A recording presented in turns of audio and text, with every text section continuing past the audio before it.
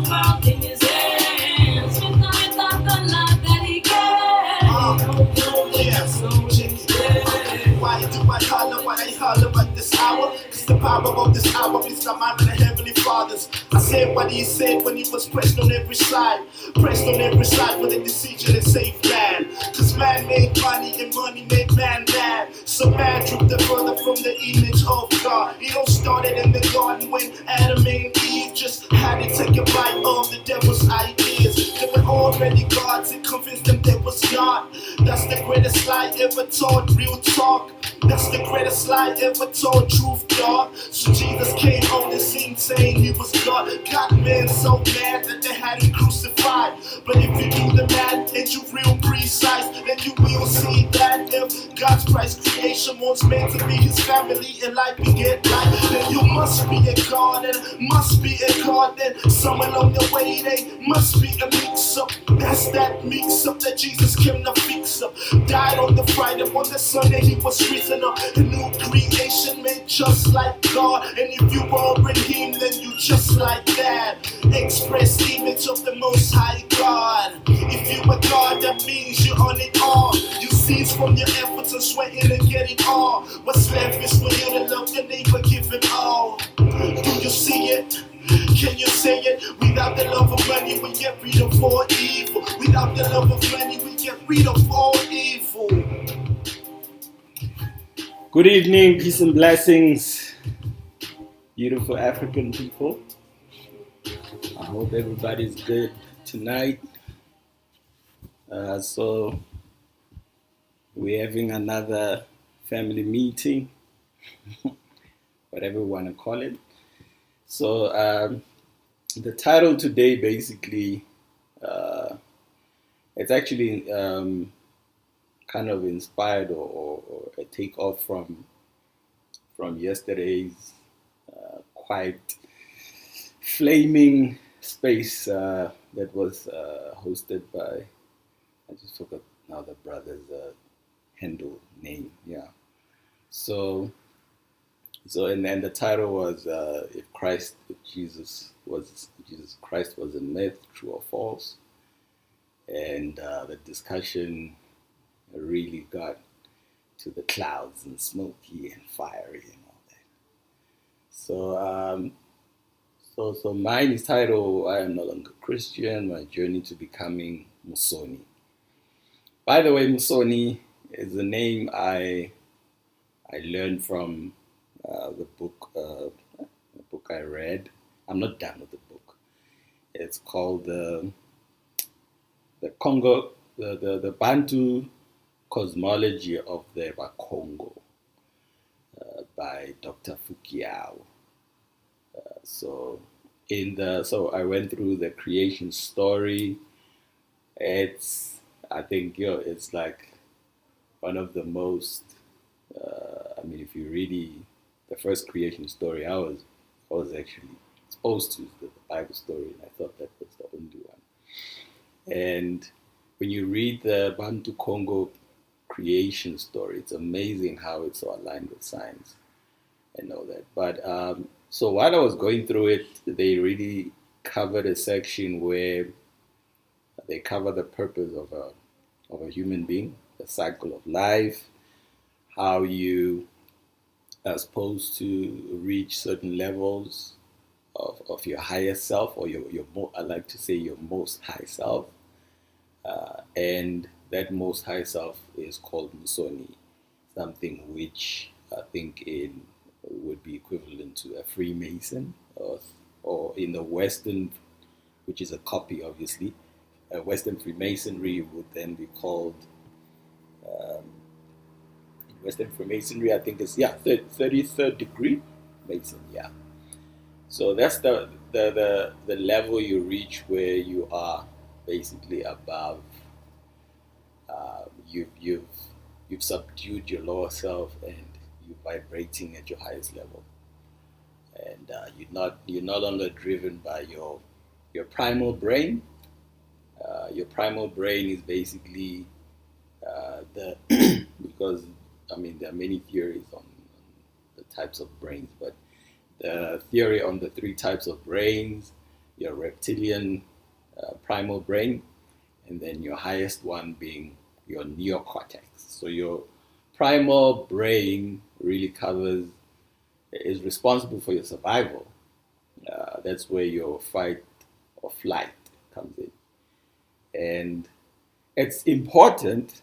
Every part of the brain or every type of brain is actually important. It plays its own role, you know.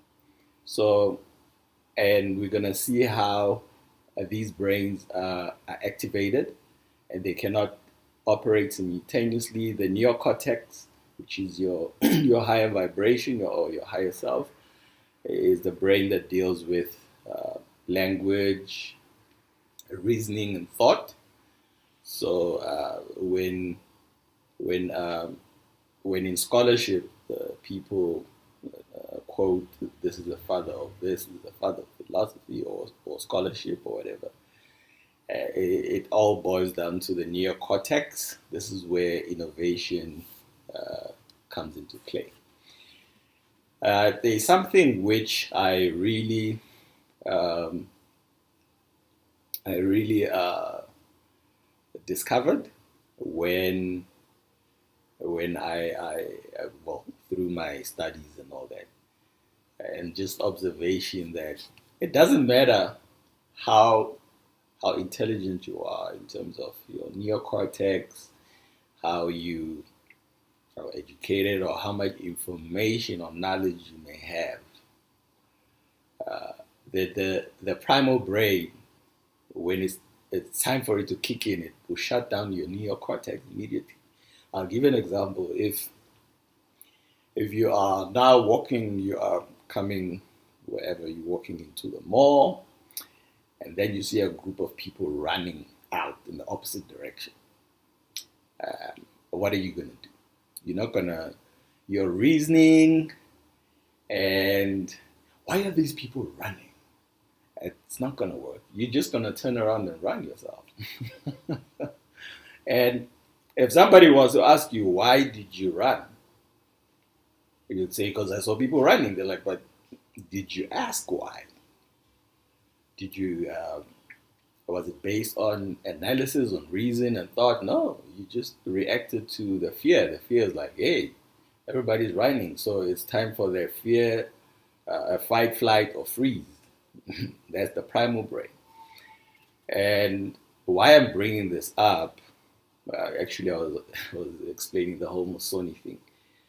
Uh, how I so so the why I'm even bringing this is relevant to the discussion is that what I think a lot of people that have never been Christians or people that have are no longer Christians sometimes might not understand why if you ask a Christian like a logical question and they would beat about the bush and start playing drums and dancing around the question and not really giving you that doesn't mean the person is not intelligent.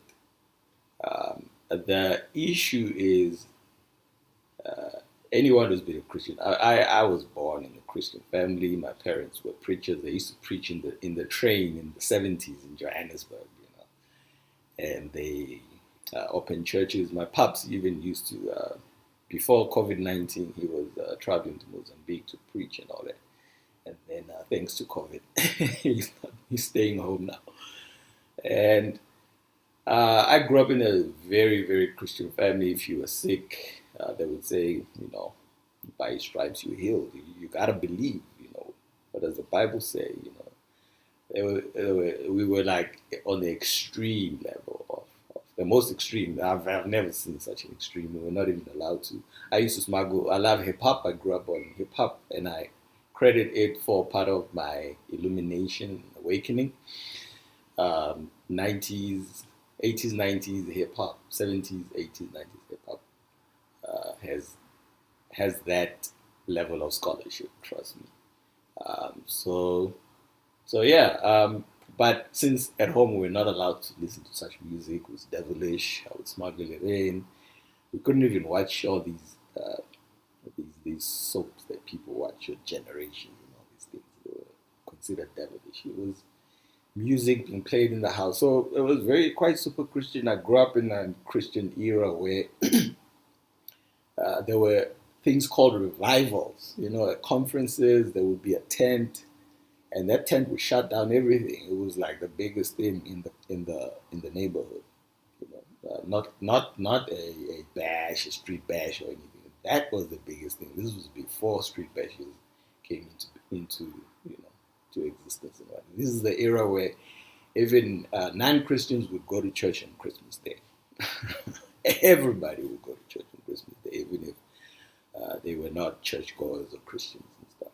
So I came from that era of revivals, all-night prayers, and the prayer we used to have them every Friday at home and stuff. So, but in my walk, I was basically we were not forced into it. We were convinced by the whole thing, and I became quite extreme in I guess perhaps maybe my nature. I'm kind of an extremist. When I do something, I kind of really dive in. So then the next step, I'm trying to summarize it a bit, my walk, so that we can get into the discussion of the whole thing of the brain. And then, so the whole thing, what people, when you debate with a Christian, like I say, even I'm glad I got into debates very early. They contributed to my growth, and most of my my fellow Christians were really, even in church, we were encouraged to avoid debates, and they would quote Bible verses like, "Do not engage in empty arguments" and stuff like that. But I had this thing. I loved debating because I was always I always loved milking people for information. Somehow it was almost like I have information, but I need to test it. The only way I can test it is to throw it at someone, and I'd get really frustrated if people don't really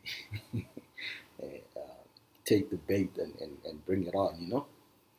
So I remember even debating monks in varsity at the University of Johannesburg.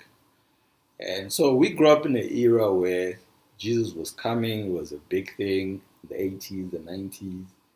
And I remember before Y2K scare and all that, Christians had their own, the world was definitely ending in 2000. Jesus was coming back. There was a large group of people that quit their jobs and shut everything down in their lives, sold their houses and all their properties, and moved to Israel to wait for the second coming of Jesus.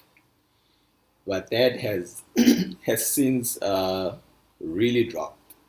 And so I always tell people that actually we don't even need to kill Christianity. It's on a decline, and the reason it's on a decline is because these things are actually linked to astrology.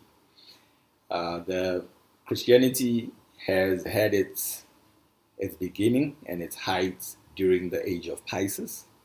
And even Jesus' ministry is metaphorically all about that, And I'll tap into it a little bit later on that. And so the one thing that is a wall, because when I was explaining that the primal brain and the neocortex cannot be activated at the same time, one has to shut the other one down. So with the example that I gave of being in the mall and and running and walking into the mall, people running in the opposite direction, doesn't matter how intelligent you are, you will turn around and run with them without a reason. Why? Because you believe that there is danger. You haven't seen the danger, you just see the people coming. It's like a social, there's a word for it, social, I just forgot the word, but anyway. So when you're dealing with, you must understand how we received the gospel or religion. There's no Christian who's going to tell you that they said before a theologian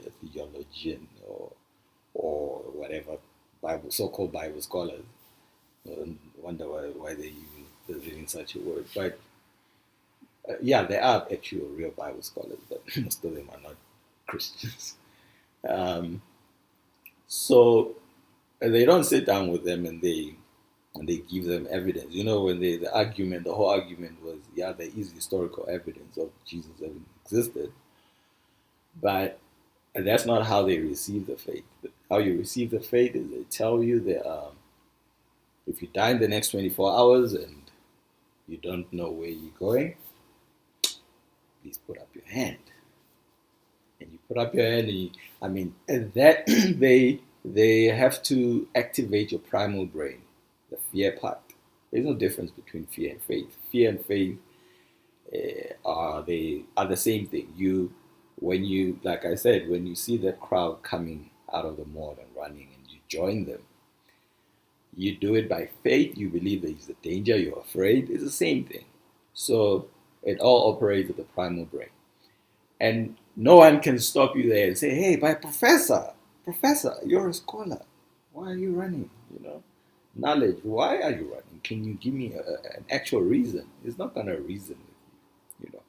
So in my walk as a Christian, so basically, so now when you're dealing with, you presenting knowledge to a Christian, it really isn't working. It's not doing anything because you are coming from a neocortex and they are in their primal brain or reptilian brain.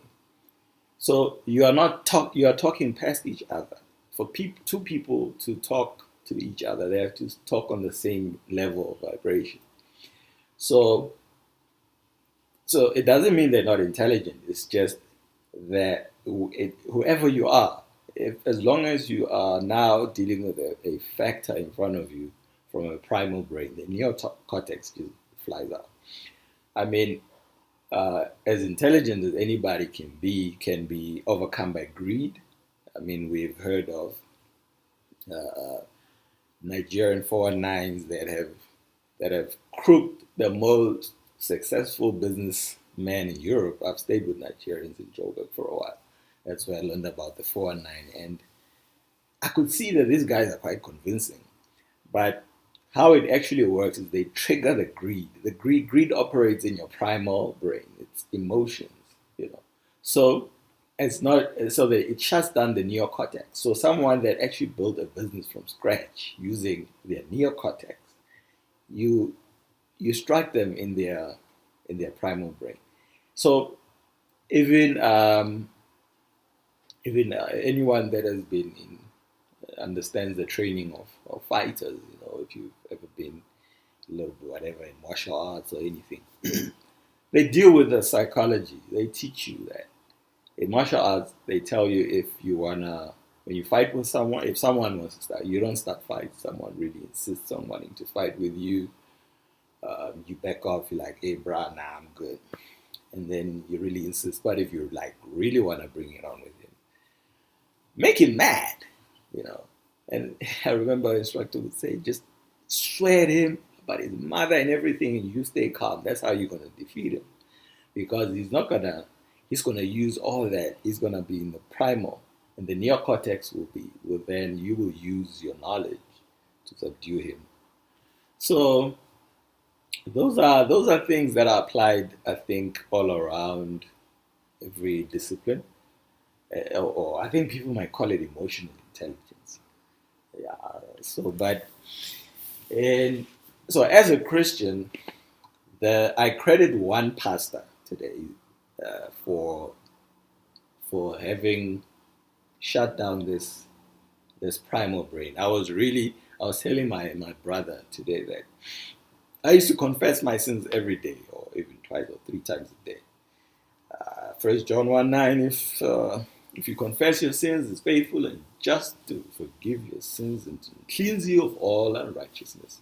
So I used to confess my sins every day, 2-3 times a day, because I was afraid that, hey, what if I get knocked by a car while I've just, the Bible says, if you look upon Job says, "I have made a covenant with mine eye, not to look upon a maid."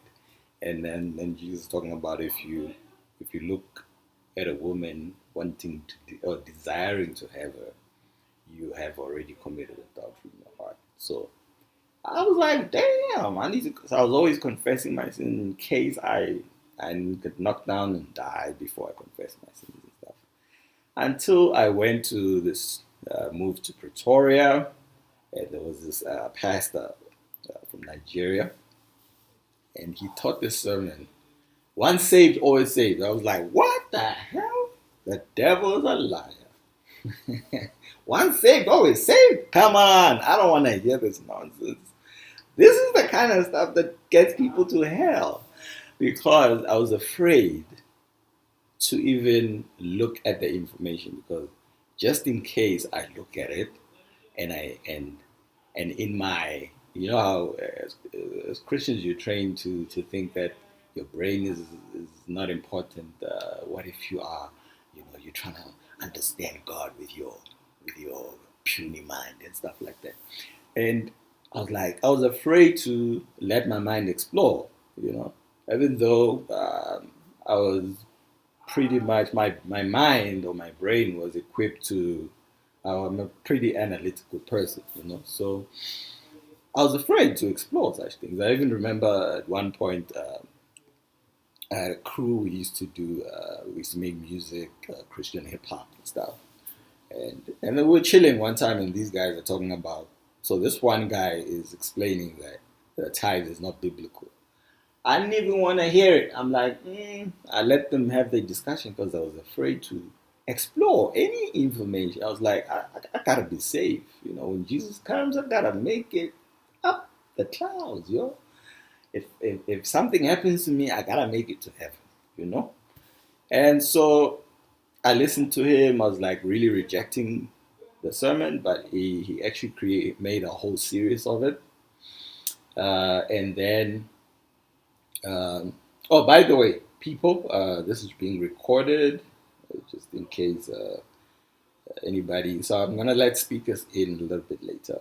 I'm just gonna quickly just go through this quickly, and then I eventually somehow, I think having been going to church every Sunday, listening to this Once Saved, Always Saved series, my mind started opening up to it, and I really went back and searched through it. I'm like, I gotta make sure, because if I get this wrong, I'm going to hell. And I can't be on some excuse like, oh, but God, it was this man of yours, this man of God, the angel of the Lord, that you spoke, that you sent into my life. So, and I noticed when I finally accepted that doctrine, that once saved, always saved, I was no longer something like, my mind just opened up, and my natural mind started opening up. I started wanting to search the scriptures, and I did. And out of curiosity, not this whole thing. You must read your Bible. Like, Christians do not read their Bible. They go to church and they're like, please open First John 1 verse 2, whatever, and then they open and they read. And then after church, they go to the bookstore and buy a bunch of books and read those books and listen to the tapes and CDs of preachings and watch TV, and they don't read the Bible. So hence, I don't even want to bring in the tithe debate, but it's not even deep. It's just that they do not read. And so I went into the Bible, and I think 2009, my mind started really discovering things that was not being taught in Christian circles. And then I discovered that the tithe has nothing to do with 10%. There is no 10% in the Bible. We don't want to bring that argument here. I'm just sharing my journey. I saw it for myself. It's not deep. That's why the pastors would read the book of Malachi and they go to the book of Genesis. But those two have nothing to do with the the blueprint or of the tithe. The blueprint of the tithe is in the book of Leviticus, the book of Numbers, Deuteronomy. Those books are the ones that actually define the tithe. And I went there, and there I was at Leviticus 27, and I was reading about money, and I'm like, why is there money? But we're supposed to, and the tithe, but the tithe is not money when you read further down. There's a temple tax, money in the currency called shekels. It's an ancient currency. Judah was supposed to have been paid with the same currency, shekels of silver. And I also noticed, okay, the Pharisees, Jesus says the Pharisees do well. They give a tithe of their herbs and whatnot. I'm like, why are they giving tithes of their herbs and not their shekels of silver, which they gave to Judas? It means money was there, because we were given the impression the reason why you give a tithe of your money is because, back then they didn't use money, which is nonsense. As the Bible says, at that time, those shekels were silver. So it was making a distinction, and I even came to understand why there was a tithe. There were 12 tribes of Israel, but only 11 were given the land, which was invaded, the land of Canaan. And then the 11th tribe, being the tribe of Levi, was then, they were not allowed to own property, and therefore the tithe would be their inheritance, including widows and strangers and stuff. So I really dived into it, and I even started writing blogs. I had a blog, and I think one of my favorite, I ended up deleted it though, but one of my favorite subjects was the last Eve, how I was breaking down how I saw how the concept of the helper in the Bible was actually talking about, it's actually somehow equivalent to the help of the Holy Spirit, blah blah blah. And so it meant so it was like the power of the female, or rather the female attribute of God was hidden in the Bible. That's what I was breaking down, but it was actually removed when I actually left the Bible and ended up in Kemet and found out that the Holy Trinity is actually Mother, Father, and Child. And so the original Trinity. So having gone through these, come 2017 December, I was at my mother's younger sister's place in Limpopo, and I was chilling watching YouTube, and there I saw Dr. Yosef Ben Yochanan giving a presentation in the Holy Land, the most holiest land called Kemet, called Egypt by the Greeks, but not necessarily Egypt, but yeah, the word that gave birth to Egypt, the word Egypt. And so I was watching him explain by Giza and the different temples, and I was drawn to this. But before that, I had started really being. I was sort of the hunger to look for history was already there, because I think the the one time I was actually, but anyway, let me not go into that one. But the while watching that whole video, I felt I really need to go there. And I gave myself 10 years or so, 5 to 10 years or whatever. I am definitely going to this place. And come the following year, a miracle happened. In less than a year, I made a trip to Egypt. And but before I went on the trip, I understood the whole miseducation and deliberate misinformation that is packaged into, when the tour guides are actually trained, and there's a lot of misinformation that goes with the information that you get from this. So I decided I'm gonna educate myself first before I go to this land, and so I gathered the material and really studied. And by the time I had done studying, I knew exactly which temples to go to that I wanted to go to. I mean, there's quite a lot to see, but I had an own plan that, okay, I'm gonna go to this temple. This is what I want to see at the temple. I want to confirm 1, 2, 3. This is the stuff I'm studying. I want to see for myself with my own eyes and capture it and document it. And so I did, and all of those videos are on my YouTube channel. But to show that the hunger was actually there already, I did not start in Egypt. I actually started at Mapungubwe, the Valley of Gold, or the Hill of Gold, the Mapungubwe Hill, ancient Mapungubwe. From Mapungubwe, I then went to Great Zimbabwe at Masvingo in Zimbabwe. And then I went to, from there I ended up, oh no, before I think I went to Great Zimbabwe, I went to the museum, the Mapungubwe Museum, where the original artifacts are actually housed in Pretoria, University of Pretoria. I went there and I documented everything there. And then from Great Zimbabwe, I went to Inzalo Yelanga, the birthplace of the sun. This is in the eastern province of South Africa, called Mpumalanga, the place of the sunrise. And there I saw the oldest solar stellar or stone calendar, older than Stonehenge and older than Naphtali. Naphtali is the one that's pre-dynastic Egypt. And I saw all the similarities in there that I actually saw the cosmology that you find among ancient Egyptians, the whole thing of the Orion is there. You could even see one of the stones is carved into a bird like Heru, and all these different things. I was like, wow. And then from there, I ended up then going to Egypt.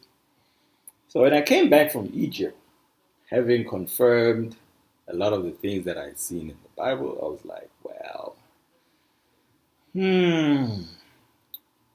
well, the Bible got it from Egypt. I'm not gonna argue that, but that doesn't mean there's something wrong with the Bible. I mean, hey, it's like a continuation. This is me having a conversation with myself. I'm the kind of person that can never lie to myself. I need to be truthful to self. I don't care about other things.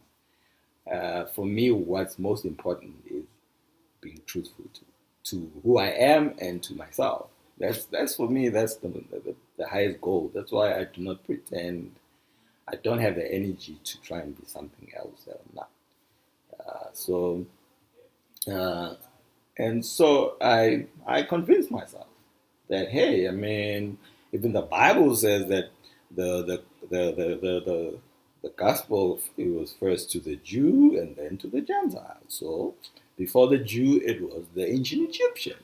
So I guess God works in mysterious ways. He started with the ancient Egyptians, and then because they were such a mighty and a world city and a world civilization in the sense of they attracted people of all nationalities of the known civilized or the known world.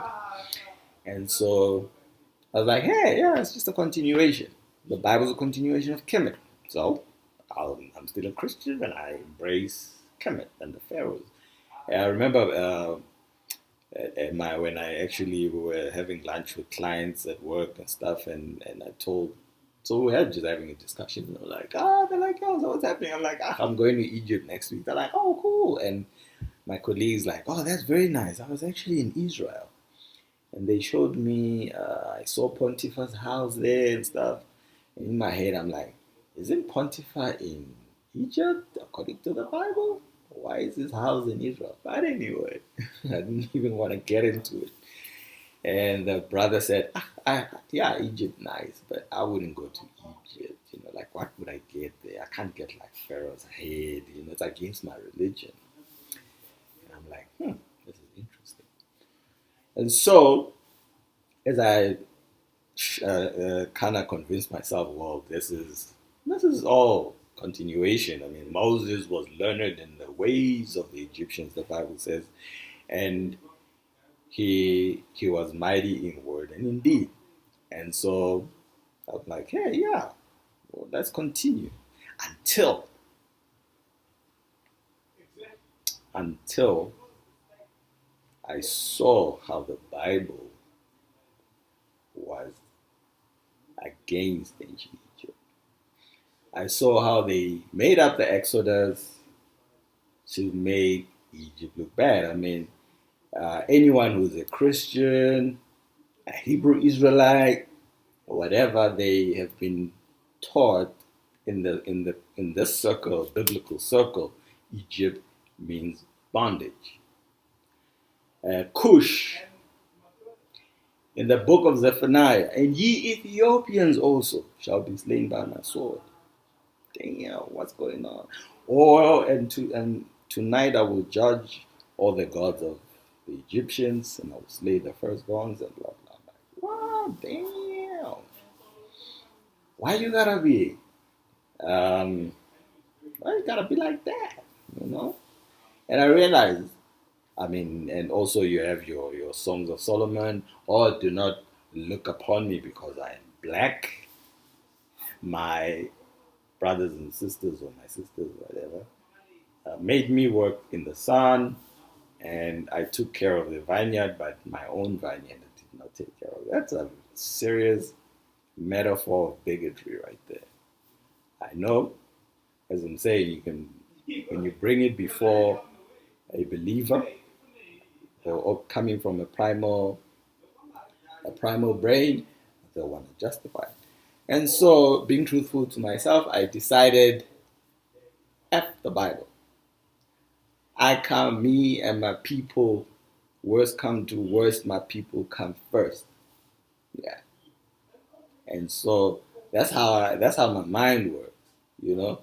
Um, I'm not a person that start fights, but I die for my seed, kill for my family. So I was like, hey, if the Bible is against my ancestors, then the Bible is against me.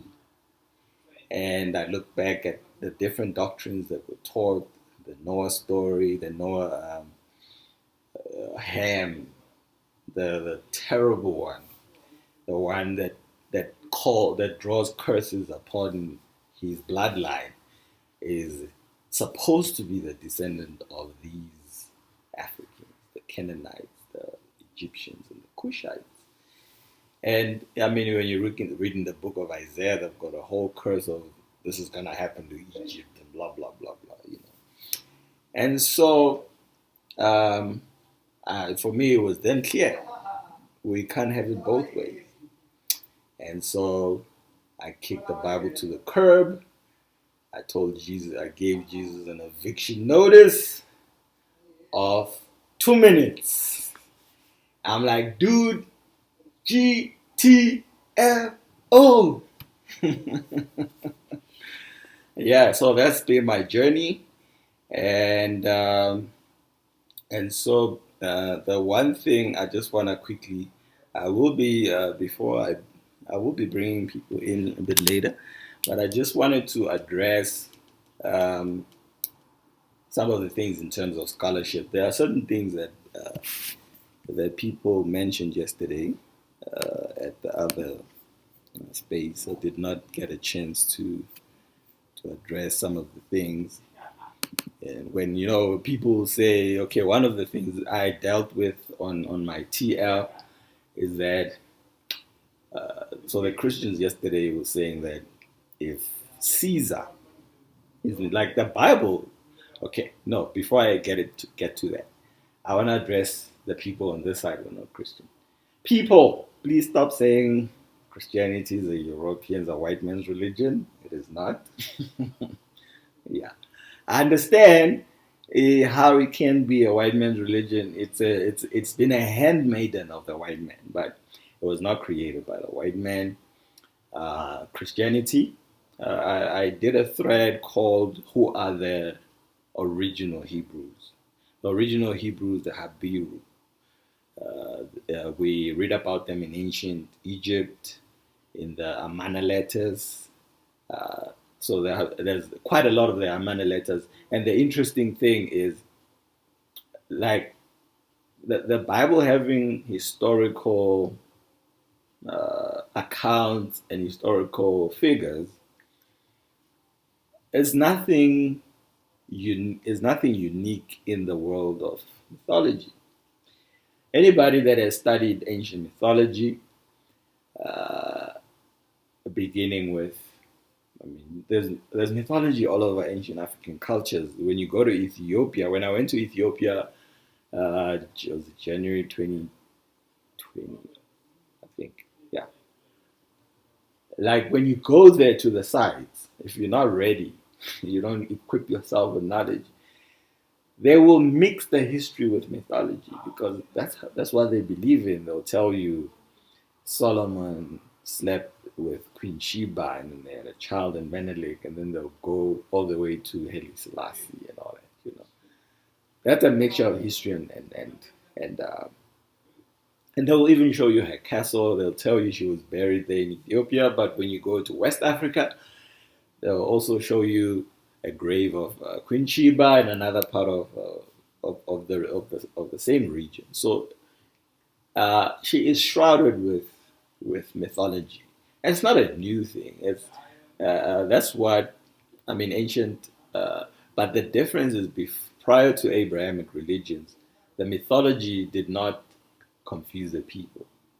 They understood when, for example, Queen Hatshepsut, they knew that okay, her natural father is, Tutmosis, and then I think is it Tutmosis, or am I getting mixed up? But anyway, excuse me if I don't memorize these things, but she it's known in the records who her natural father is.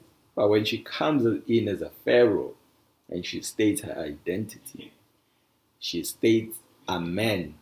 Amen is the most ancient name for God. It's not what the Christians tell you that it means let it be. Because if you read Revelation 3, verse 16, it says, Thus saith the Amen. Thus saith the Amen, the beginning of God's creation. That cannot be, Thus saith the let it be. That's just logic right there. It just flies out the window. Amen is the invisible presence of God in Egypt. You find it in Kush, even among the Dogon call him Ama and also Amen. But anyway, the Dogon migrated from Northeast Africa, fleeing. They were fleeing Islam, and they fled into the mountains to preserve their culture. We have a few brothers and sisters that have fled and who have not done like some of our ancestors that got benefits from being baptized. Um, so one of the things I wanted to address regarding if the Bible, because ancient mythology is always. So when people say, yesterday they were saying, if you read Herodotus, you're just gonna believe him. That's not how scholarship works. There is no scholar out there that says everything Herodotus says is correct. They look at the content. You apply logic and scholarship. So if Herodotus, for example, says, I'll just make a silly example, that there's a so and so, a great king was buried with so much treasure at this place or whatever. And I mean, you go digging, whatever, like really verify. Scholarship is all about being verifying. So people think, as a matter of fact, I've heard people say, the problem with Africa is that we did not document our history, which is contrary to the truth. The most documented history is actually African. We invented writing and we invented documentation of history. That's how when you go to Egypt or Kemet today and you dig up a grave, you don't have to they don't dig up and we found someone. What shall we call him? No, it's written there. They can see the name, they can see the person's whatever, if he was a high official, he was a ruler, a pharaoh, or he was a scribe, an architect, whatever. It's all there. It's documented. That's where the whole thing of graveyards being marked, it comes from us. That's why all graves are westerly. If you have not noticed, you must check all graves. They're all facing a westerly direction. You know, obviously, in line with town planning, they are parallel to the road, so they will be like not exactly west, but hence westward. That all comes from the ancient African mythology or philosophy, and the ancient Egyptians documented it, but you can still see it in our language. People that know me know I love linguistics. Anyone here that speaks isiZulu or isiSwati or understands it, it's all in the language. You might not pay attention to it. You might be born Zulu and might not really be paying attention to the fact that why did our ancestors say the sun ilanga lishonile? The sun has said ilanga lishonile, and then grandma has died or passed away. Gogo ushonile is the same word for the sun setting and passing on. It's because the life of a human being, even this Bantu cosmology I was talking about, in the Bantu Congo, where the Musoni thing that I'm talking about is called the 4 moments of the sun. Your life is equivalent to the path of the sun. Your birth is always equivalent to sunrise, and then death is equivalent to sunset. So you take the path of the sun, and knowing everybody understands that the sun does not die, it can't. This is the origin of the scientific principle that energy can never be created nor destroyed, but it's transformed into another form. So they believe when a person passes on, they do not die, they manifest in another part of the world, like the sun. It's dark in our part of the region, but the sun is brightened out in another part. That's how they understood the path of a human being. He might not, or she might not be in our world, but she's still within existence, or the realm of existence in another realm of the same existence. So then it hence when you go to ancient Egypt, the graves or the burial sites and the funerary temples are all in the west, and the worship temples, if we should put them like that, I couldn't think of a better word. They are all in the east, and in all our ancient African traditions, a person is buried facing west. So when you see it in the Western world, they are copying our culture. I mean, there's nothing out there actually in the world that exists without an element of African culture. Everything owes itself to African culture, including the technology we're using right now. Don't want to get into it though. So the whole thing of mythology, where anyone that has studied Greek mythology, even when you watch all these movies, even Clash of the Titans, and there's Andromeda, who is a white lady in the movies, but in Greek mythology, she's an Ethiopian princess, and as a daughter of the Ethiopian king. And so now when scholars read that, they don't say, oh, because in 300 BC, so and so Greek philosopher wrote about Andromeda, therefore Andromeda existed. No. There's something called scholarship. We verify.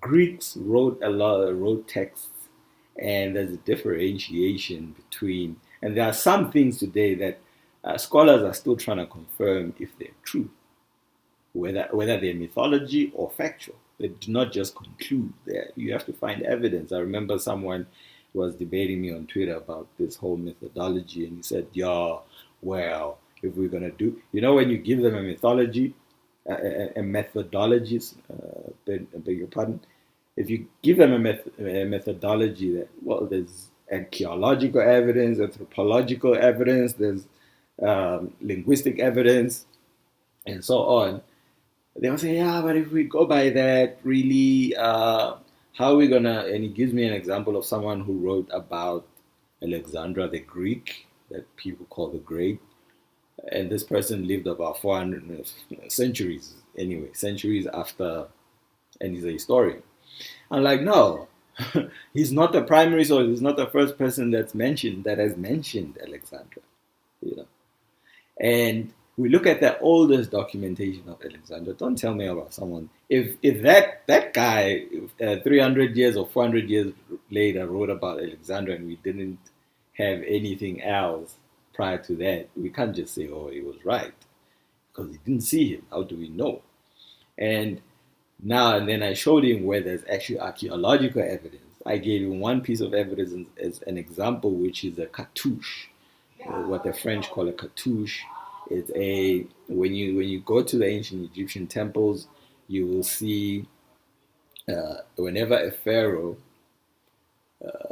is portrayed, you will see it's like, when you see two figures. I remember like white people, when you argue with them about the ethnicity of ancient Egyptians, and then they're like, yeah, it was a gay culture, and they show two men embracing each other, almost like they're kissing, and they're like, yeah, this is gay. And I'm like, you're ridiculous, because if you actually see there, this is a pharaoh. You see, there's a cartouche. The other one doesn't have a cartouche. You can see that it's God, a man. So it's a man embracing the pharaoh as his son. So the cartouche, the so-called cartouche, would have a name. It would have the royal name, the birth name, and the royal name of the ruler. And I went to an artifact from a specific temple, and he showed him the cartouche of so-called Alexandra of Macedonia. And we also know that even there's who's this guy who wrote the history. He's from the Greek dynasties. He wrote the history of ancient Egypt, and then Josephus took that and added his biblical mythology, and he was really messing that whole thing up. And so that history written by he was a high priest. I don't know why, but yeah, Manetho, yeah. Manetho wrote the history from the first pharaoh to the last, but he's not even the first one to write. When you go to the temple at Abydos, you can see from the first ruler all the way to Seti I. So now I showed him that. He's like, and then he says, yeah, that just proves my point. So when you can, so what I was explaining to these guys yesterday is that you cannot take a mythology. I mean, if anyone that has watched Black Panther, Wakanda is in Africa. Africa is a real place. That the map is a real place that they show in the movie does not make Wakanda a real place. It's a mythological place. So the whole notion that just because the Bible mentions historical figures and geographical places, and that's how mythology works. You're not going to write a mythological story and talk about people with 7 heads unless that is your mythology and you have... but generally, when people tell a story, which movie have you watched? Every movie we watch is based on, they use real cars, they use real buildings and real names of places, unless they make up one of the places. But a lot of it contains real stuff, and even in fact, in movies, you've got stuntsmen, and some of the things, like, you can get injured shooting a movie because it's all mythology, but there's still realness to it. Even when you cry, the tears are real. So when they said that, just because the Bible mentions Julius Caesar, and it mentions a lot of historical figures, but these so-called historical figures are not. They do not qualify the Bible as a historical book. I gave the example of you've heard people talk about the Nicene Conference. Everybody heard about that conference in a movie. Before that, I didn't hear anybody talk about the Council of Nicaea. You know, that includes myself. The Council of Nicaea is an actual historical event that happened, and I've got also have the documents of the. There are actually seven ecumenical conferences. I discovered them when I was actually looking for the Council of Nicaea to actually verify and see what's going on here. Everybody was talking about it. I actually heard people before I watched the Da Vinci Code, because I was still a Christian when the Da Vinci Code came out. I was like, I'm not about that nonsense, blasphemy. I did not watch the movie, but I had fellow Christians that watched it, and people talking about Council of Nicaea. And the Council of Nicaea is an actual historical event, and it's in the movie. It does not make I explained to them, if we go by that logic, that if there is something historically factual mentioned next to the question mark, it makes the question mark also historical. Then I said, well, it means Jesus had a wife and a child, because that's what the Da Vinci Code is trying to say. But they don't agree to that. They say the Bible is the source. So that's basically one of the things. And then someone mentioned Shaka Zulu. Yeah, if we're gonna go by that methodology of recording, then we don't know if Shaka Zulu existed. I'm like, that's the other problem of not really, people do not study scholarship. There's no interest at the end of the day to even study scholarship and methodology. So in scholarship, in my YouTube channel, I made a video. There's an ancient Arab who wrote about there are ruins in East Africa. I think about Kenya or Tanzania. They called. I think I need to open this channel. I don't know why I'm forgetting things, because my brain is working like this. So he talks about it as an Arab settlement. This is from old times. And so I found archaeological records actually debunking. Yeah, it's called. Just want to open it. So in the Kilwa Kisiwani. Yeah, the ruins are called that. So the old Arab records from long before Europeans were here. It's a record, and someone might say this is history, it was there or something. But archaeology found that it's a myth. These ruins were actually created by Africans. They could see through the archaeological evidence. So just because something is written a long time ago, it could have been written 3,000 years ago, does not mean that it's a fact, unless the only thing we cannot question is when Herodotus says that the Egyptians are black skin with woolly hair. There is no debate there, because you saw them. That's not something you'd want to say, oh, well, were you there? No, it doesn't work like that. But then, the same Herodotus is questioned when he talks about things that he had not verified. Or he mentions, because Herodotus even talks about the first pharaoh diverting the Nile using some, engineering, to divert the course of the Nile. He was not. That we know that Herodotus was not there. So then, as a scholar, you need to determine where did he get that information, and perhaps do some archaeological verification. You can go and go around the Nile and see if there's something that happened. You cannot hide evidence. People can talk about someone says you can manipulate it. That doesn't. You cannot. You can manipulate it to someone. Basically, the only way to manipulate evidence is, for example, if you live in South Africa and then you don't want to take care of or you deny your child or whatever, and then you get taken to maintenance court, and then they call you up, you get scared, and then they give you a piece of paper and says, you see, you are their father. That's how you can get uh, information that's fabricated. But if you say, okay, can I verify? Can I take a sample to a private lab? Yeah, the results that come from the lab that you sent it will verify whether that was true or not. I mean, people want to act like, yeah, it's scholarship is like there is no methodology, there's nothing, you just believe. There's no such thing, you know. It's a science. There's science in scholarship. So bones are a real thing, you know. Records are a real thing. Linguistics is a real thing. I want to give the second example of oral tradition. So someone says Shaka Zulu.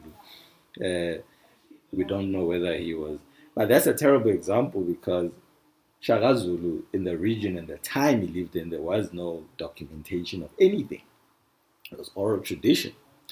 And oral tradition is a science in itself in terms of verification of oral tradition. It's not something you say, oh, well, you listen to someone and then you accept. There is a methodology to determining whether an oral tradition is fact or fiction. There is a methodology, a science to it. And I actually have a book on that. If anybody wants a copy, I'll probably do a book giveaway sometime about that. I think if I have an electronic copy. So there's a methodology. I also want to now use an example of the Kalenjin people in East Africa.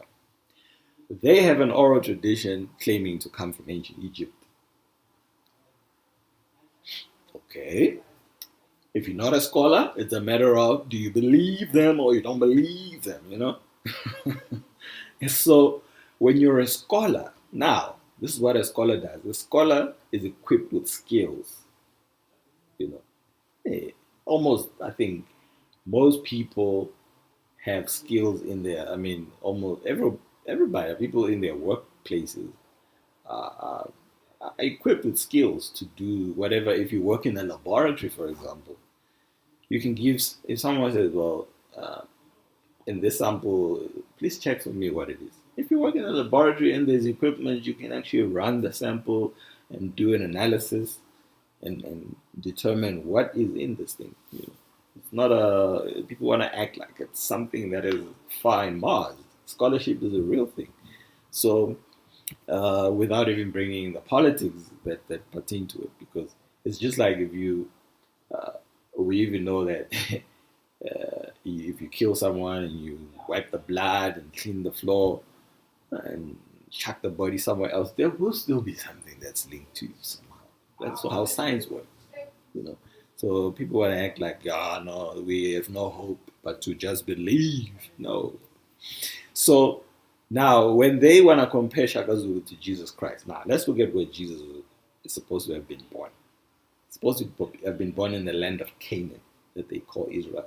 Israel is not mentioned in any ancient documents. Canaan, on the other hand, is mentioned multiple times in many documents. So, let's go back to long before Jesus was born, ancient Egypt. And here's an interesting thing about one account in the Bible. There are certain accounts in the Bible that are historical. For example, the Habiru people. I call them the Habiru. That's the original word, Hebrew, from the descendants of Eber. And by the way, if anyone wants to check out the thread, I'll share it a little bit later on who the Hebrews are.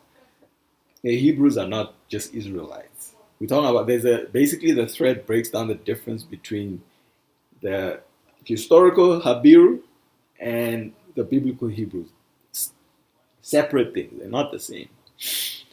There are historical Habiru people, and these people are not just one race. They are, yes, you've got black Habiru people like the Fulani. You also have the Arabs are part of the Habiru. Even the word Hebrew, Habiru, comes from the descendants of Eber, and the descendants of Eber are not just Israelites. It's a whole line of Shemites, people under, not all Shemites, but yeah, under the descendants of Eber. And it's not just Israelites, but people today speak of Hebrews as if they're Israelites. And in the land of Canaan, many years before Christianity, what we find is that ancient Egypt, during the time when the Habiru were traveling, the Canaanites that were invading the land of Canaan. Can you guys still hear me? Hand up if you, or 100 if you still can hear me. 100. Okay, cool. Thanks. So the Habiru. So the thread basically breaks down the difference between the original the historical Habiru and biblical. So they are a real people who created mythology around themselves. It's not a new thing. Just like the Ethiopian Jews who created a mythology that they are descendants of Solomon. Those Ethiopian Jews are real people, but that's not their true history. It's got nothing. Their history has nothing to do with Abraham, Isaac, and Jacob. Those are mythological characters. So the in the Amana letters, so there's a time when Canaan, in fact, the land of Canaan was part of the ancient Egyptian empire, if I can put it like that. And the rulers, the local rulers of the land of Kemet, of Canaan, they would have the Abiru people attacking them, and so they would, as part of the Commonwealth of Kemet, they would request for military assistance from the pharaoh, and so they would write the letters. So in the Amana letters, this is where we see the many mentions of the Habiru and their behavior, and even the ancient Egyptians talk about how the Habiru are a very wild people. They've been fighting since the days of Heru, and no one conquers them, and they can never be conquered. So if in that region, since the old ancient time, people were recording things, and also until the time of the Greeks came in and became historians after that, and then the Romans came as historians. So from that time of the ancient Egyptians, long before Abraham, or rather the time that Abraham was supposedly would have been born, we can see the ancient records, documentation. So if Jesus and if all these guys are writing about the Habiru, everything is being documented. The Greeks are writing about all these people, and even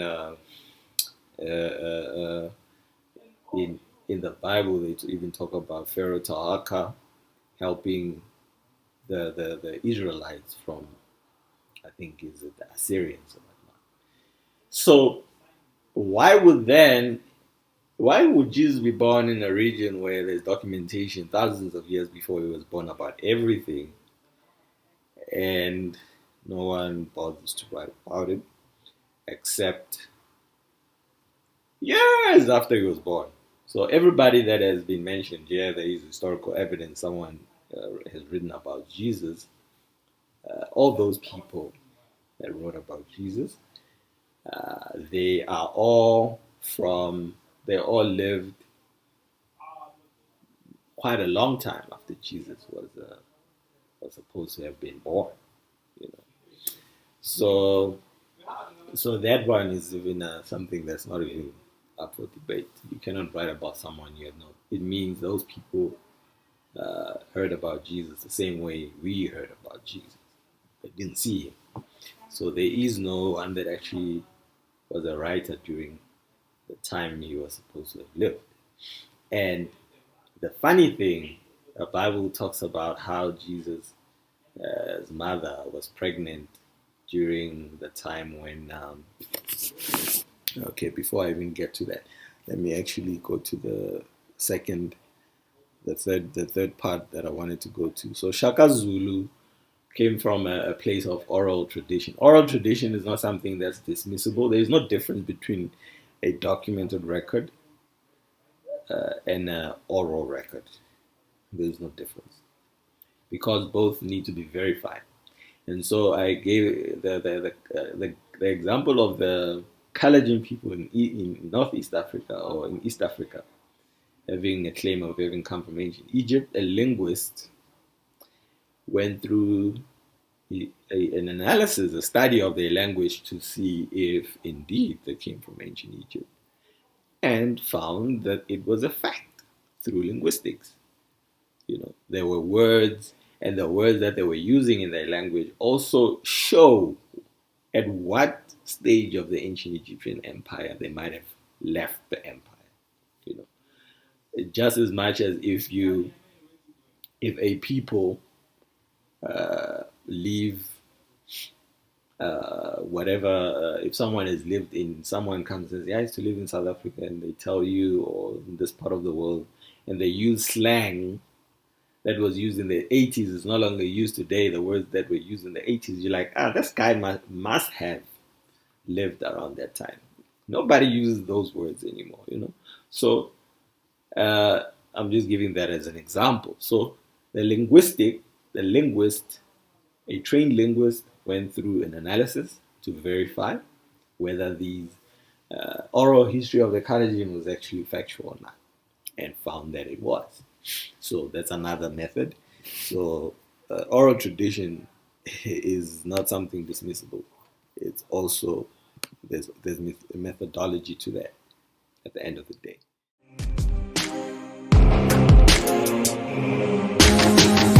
Remember that the sun was same mother hands he made, same man he came to save. Hanging to the wood with the nail. What does it profit a man to gain the whole world in his hands without the love that he gave? Oh, know that your soul is dead. Money makes the world go round, the wheel keeps spinning, the rat keeps running, the rat keeps running. Fast pace, slow pace, middle pace, all equivalent to no pace. Going nowhere slowly, going nowhere fast, cause the rat race will keep you in the same place. Many made stays, money buys no faith. The more they drink, the more they get thirsty. Believing being black is to be credit worthy. Christ came that we may have life and life more abundantly. You say you got abundant life, show me your Bentley. This is the battle in the heart of man. It's not God versus Satan, it's the God of heaven versus man. Who pronounces the blessing? Is it Mammon? Is it Christ, the high priest of our profession, master of pronunciation? Money talks, Christ speaks, Jesus walks. You can't walk in both promises, can't serve two masters. Remember that the sun was same mother hands he made, same man he came to save. Hanging to the wood with the nail. What does it profit?